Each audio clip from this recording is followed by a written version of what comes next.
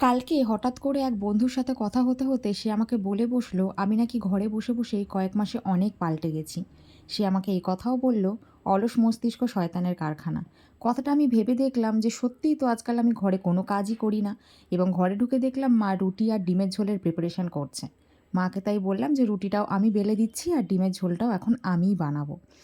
কয়েকটা রুটি গোল হয়নি, কিন্তু কয়েকটা রুটি গোল হয়েও ছিল। তোমরা তো জানোই আমার রান্না করতে গেলে কিছু না কিছু একটা ভালো খারাপ ঘটেই, আর আমি সেটা তোমাদের সঙ্গে শেয়ারও করে নিই। কালকেও ডিমের ঝোল বানাতে বানাতে আমি আগেই আলুটা না ভেজে পেঁয়াজটা আগে কড়াইতে দিয়ে দিয়েছিলাম।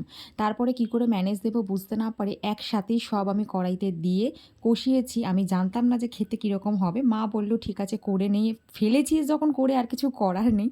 তো যাই হোক, ফাইনালি আমার এখানে ডিমের ঝোল রেডি হয়েছে। আর খেয়েও আমি সবসময় তোমাদেরকে আমার রান্নার অনেস্ট রিভিউই দিই। এটা সত্যি সত্যি ভালোই হয়েছিল। তোমরা কিন্তু প্লিজ একটা সাবস্ক্রাইব করে দিও।